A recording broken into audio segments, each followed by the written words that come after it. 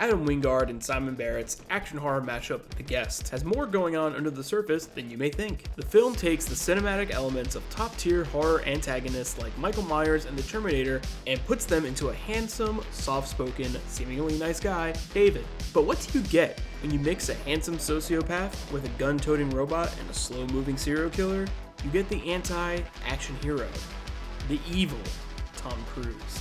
You may have finished The Guest and had the same amount of empathy for David as you would had any other horror movie antagonist. But David is more complex than we may realize. He isn't just an ex-soldier who's lost it. When piecing together a few lines of dialogue throughout the film, you can start to paint a picture of a science experiment gone awry, and a super soldier who's trying to do the right thing before he no longer can. But to understand what's going on under the surface of The Guest, let's take a quick look at the surface. In this video, I will explain why you should feel for The Guest's antagonist.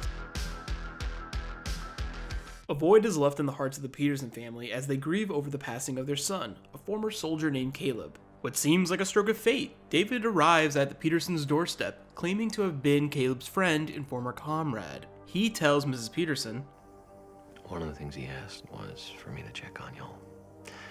You and your whole family here. He wanted me to tell you that he loved you.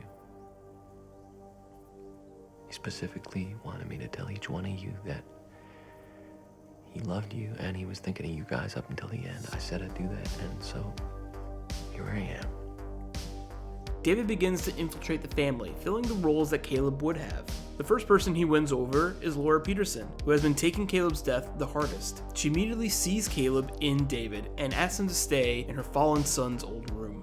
Next, it's Spencer Peterson. Just a few beers and some guy talk was all the father of the family needed to extend David's stay. With Luke, Caleb's younger brother, David takes care of a little bullying problem he's been having at school. And finally, Caleb's younger sister Anna. David accompanies her to a party, makes a lasting impression on her friends, and becomes a shoulder for her to lean on. After this infiltration, things begin to shift. Despite David's help and much desired presence around the house, Anna is becoming more and more suspicious of who exactly David is. As Anna asks more and more questions, David becomes more antagonistic. It is in the second act that our heroes and villains of the film begin to reveal themselves. The film culminates in David attacking the Petersons in a desperate attempt to escape the secret military that hunts him down. It is in this final act that he truly becomes the monster of the film, murdering Mr. and Mrs. Peterson and anyone else who gets in his way.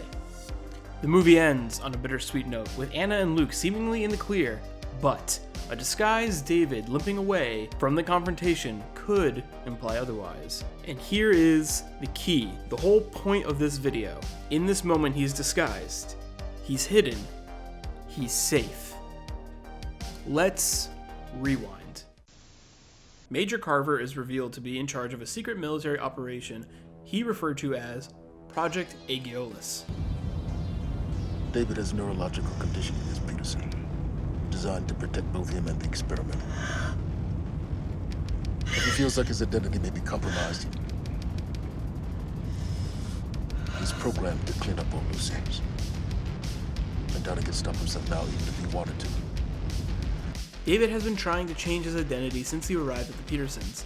He knew that if they found out what he was, he would have to tie up loose ends. An orthodontist? No, I don't need that. Fingers. Yes. As soon as possible.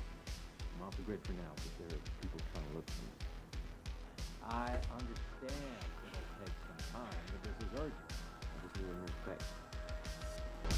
The David we see for the majority of the film is not the antagonist of this movie. When David first arrives, he tries to tell Laura he doesn't want to stay the night at the Petersons. It's when they extend their kindness to him, he attempts to extend his own brand of kindness to them. But he is a super soldier on the run, a man who is broken and put back together incorrectly. Is beating up a bunch of teenagers to the point of death the right way to handle that situation?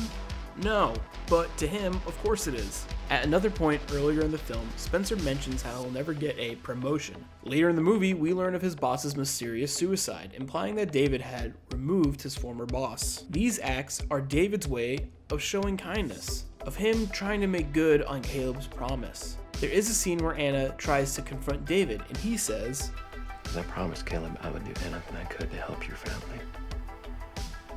Just so you know, I'll be moving on in a couple of days, so you don't need to put up with me much longer, okay?" This is basically a plea. He's telling her to stop, to not trigger his programming. Getting facial surgery, changing his identity, is his only path towards liberation. One of the film's saddest moments is when David reveals that yes, he truly knew Caleb. Did you even know my son? I did. Yes. We were in the same program. And he would understand what I have to do here. If Caleb was in the same program as David, then even if he wasn't dead, he would never have been able to return home without having to murder the people who knew him best. David's actions are horrendous, and this isn't a video telling you that what he did was good. But unlike Michael Myers or the Terminator, this movie monster was self-aware and trying to undo the damage that was done to him. Unfortunately, he became the monster he was programmed to be. Like this video? Don't forget to like, share, and subscribe, and check out StoryScreenBeacon.com for more articles, podcasts, and reviews. Until then, don't let anyone in your house.